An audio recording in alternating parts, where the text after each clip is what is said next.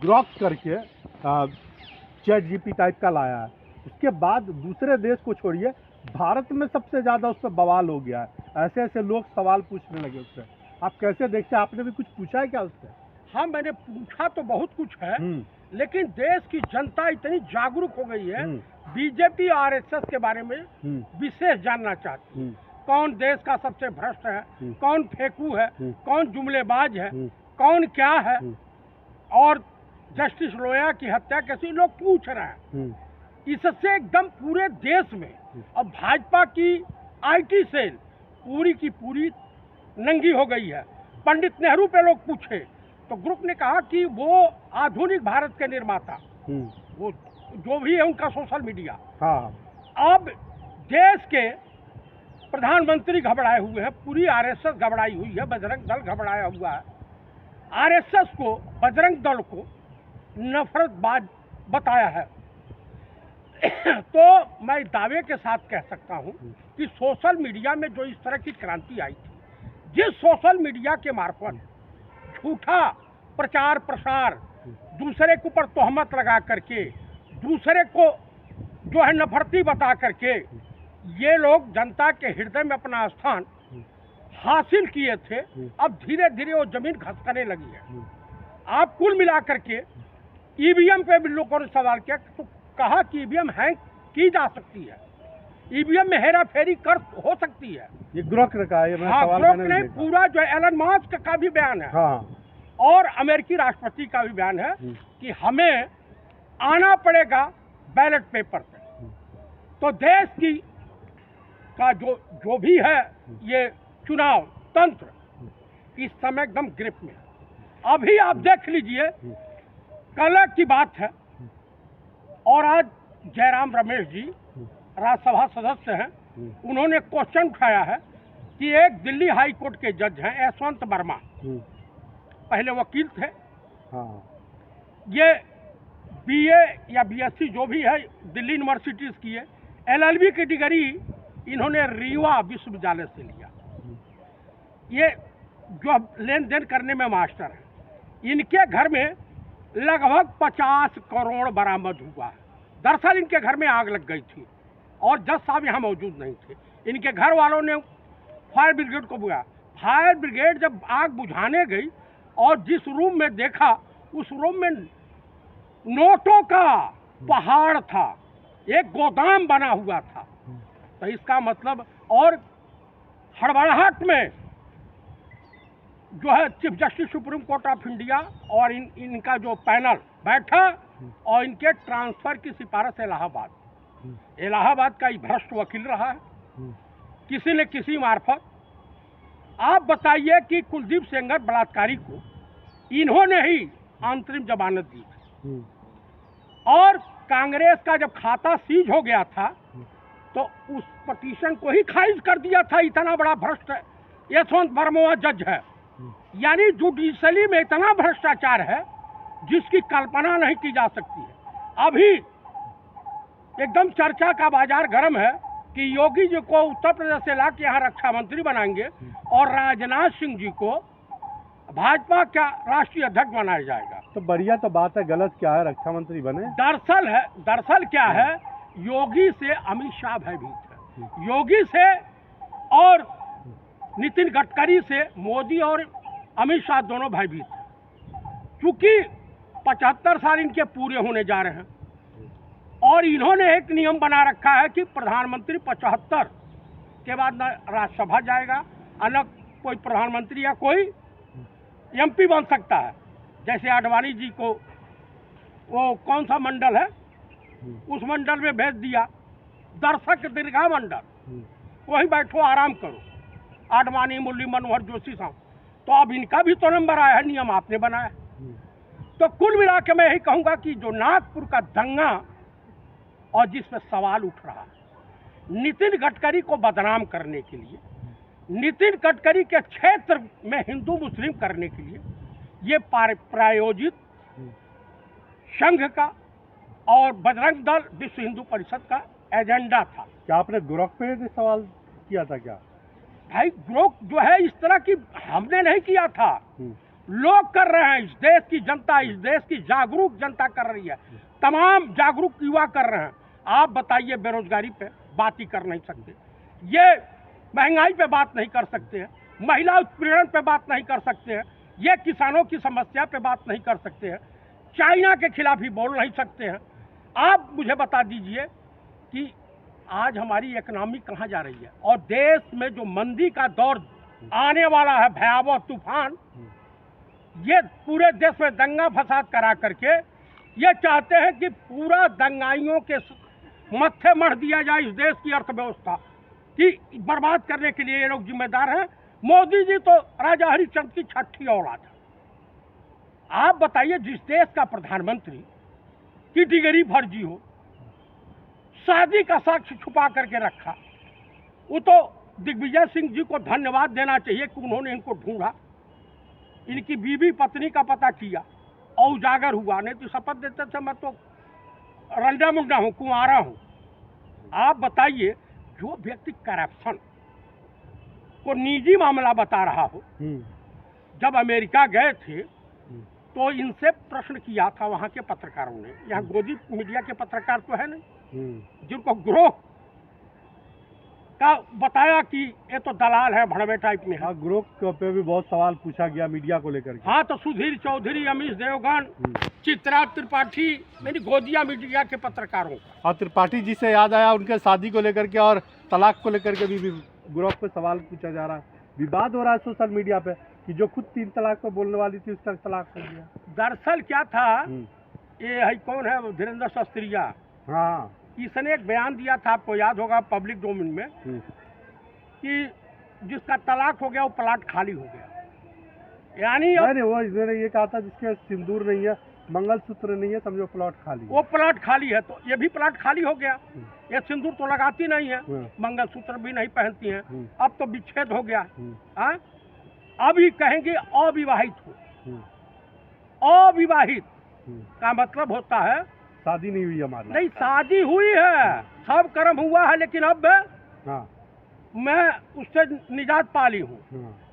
घर में रहती हूँ तो शादीशुदा बताती थी, हाँ, नहीं तो बाहर तो कहती कि मैं सिंगल हूँ। हाँ, तो अब तो ये प्लाट खाली हो गया धीरेन्द्र शास्त्री के अनुसार। तो ग्रोह जो है वो तहलका मचाया है कि भाजपा के अमित मालवीय को कक्षा तक उतार दिया है, और भाजपा के आईटी सेल को एकदम नंगा कर दिया, आरएसएस को नंगा कर दिया, जिस माफी वीर सावरकर के नाम की लोग माला जपते।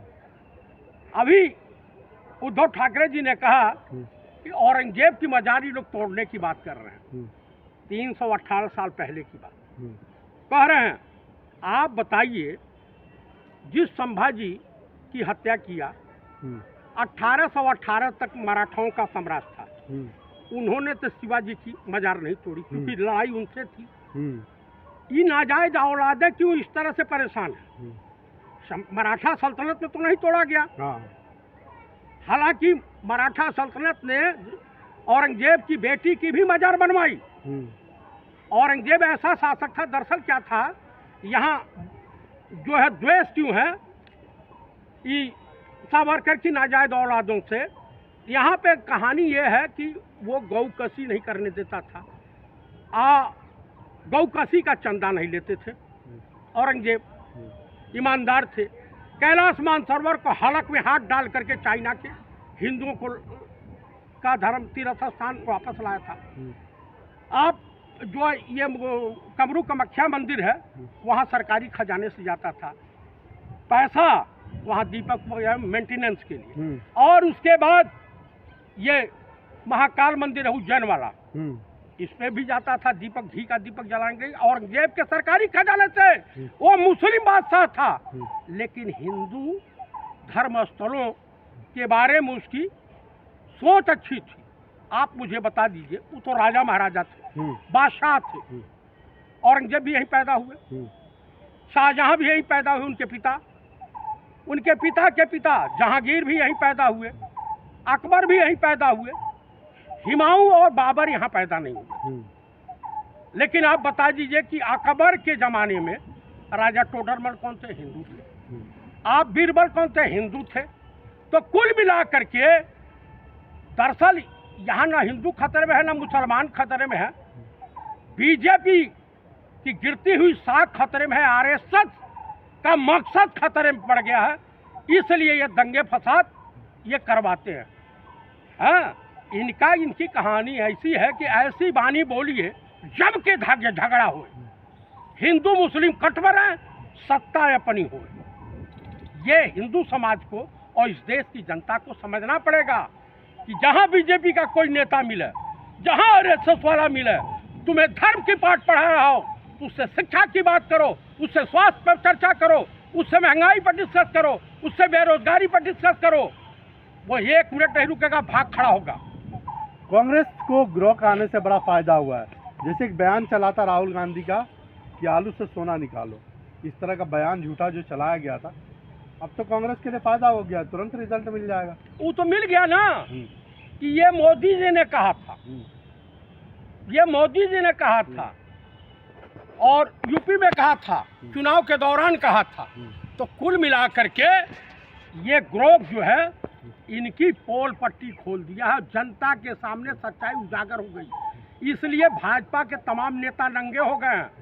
आप बताइए, इनका एक है कौन गुजर है यहाँ पे, राम कथा आंदोलन पुलिस वालों से हाथापाई हुई है, अब योगी के खिलाफ बयानबाजी शुरू कर दी है, गुजर महाराज नंद किशोर गुजर हैं। तो आप खुद बताइए कि ये दंगे फसाद कराने का मतलब क्या? उत्तर आप भाजपा शासित राज्यों में ही दंगे फसाद क्यों होते हैं?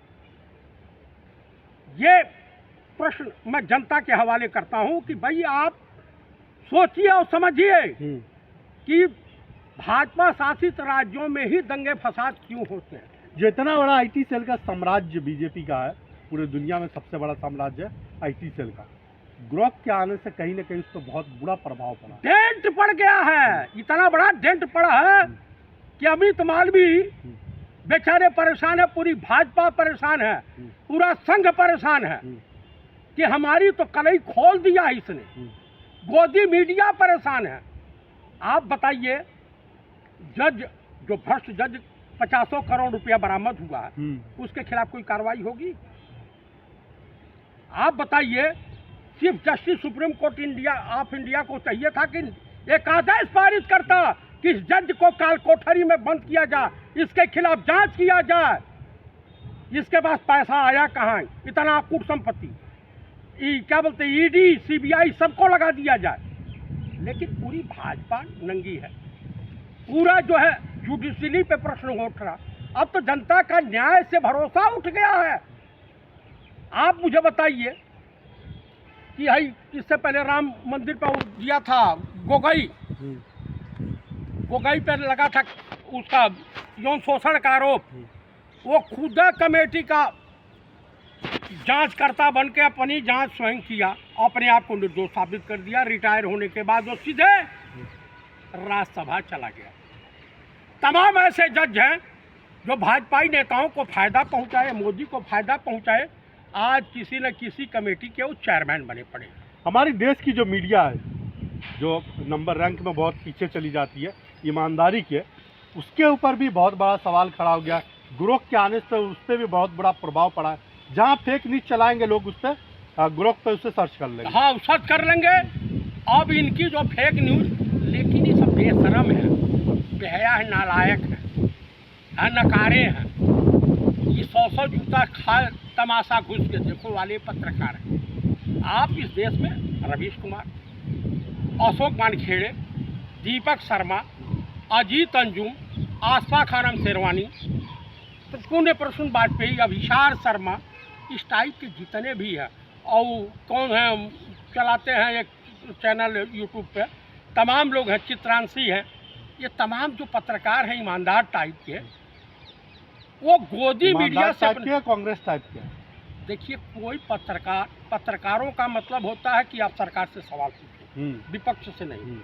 जब कांग्रेस में सत्ता में रहे तो कांग्रेस से सवाल पूछें, ये होता है ईमानदार पत्रकारिता।